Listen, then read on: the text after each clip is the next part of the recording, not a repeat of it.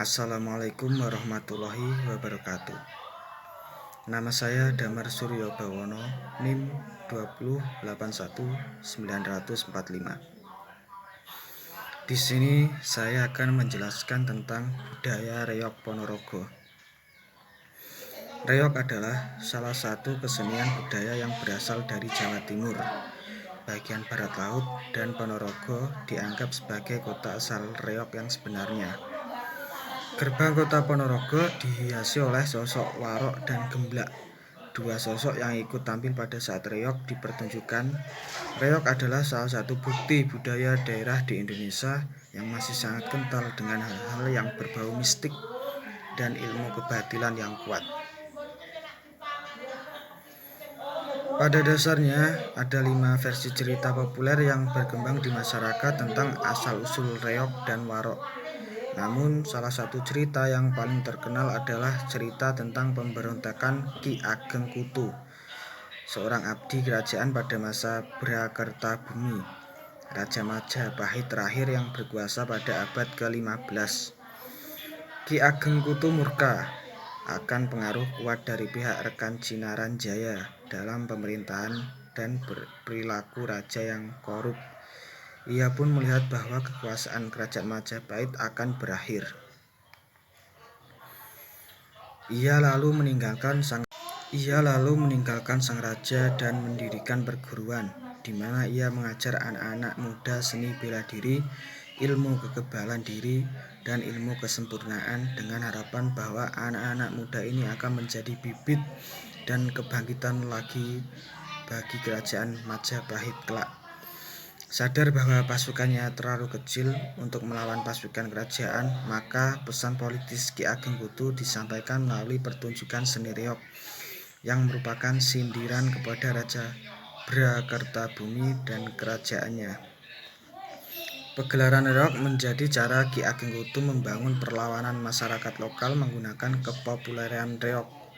Dalam pertunjukan reog ditampilkan topeng berbentuk kepala singa yang dikenal sebagai Singo Barong, raja hutan yang menjadi simbol untuk Kertabumi, dan di atasnya ditancapkan bulu-bulu merak hingga menyerupai kipas raksasa yang menyimbolkan pengaruh kuat para rekan Cinanya yang mengatur dari atas segala gerak-geriknya.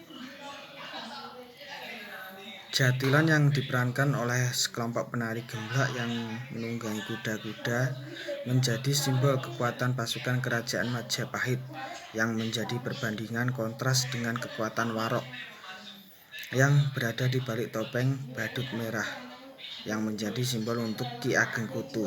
Sindiran dan menopang barat topeng Singo Barong yang mencapai lebih dari 50 kg hanya dengan menggunakan giginya.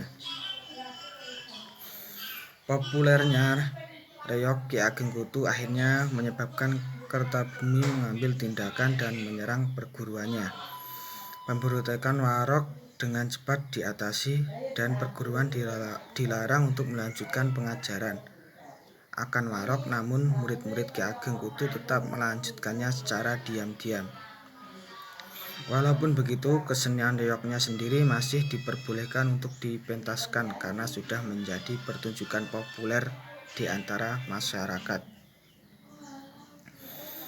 Namun, jalan ceritanya memiliki alur bau di mana ditambahkan karakter dari cerita rakyat Ponorogo, yaitu Kelono, Sewendono, Dewi Songgolangit, dan Sri Gentayu.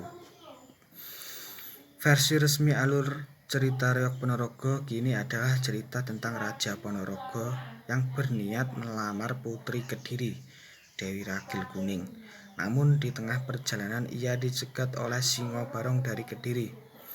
Pasukan Raja Singo Barong terdiri dari merak dan singa, sedangkan dari pihak kerajaan Ponorogo, Raja Kelono dan wakilnya Bujang Anom dikawal oleh warok. Dan warok ini memiliki ilmu hitam yang mematikan.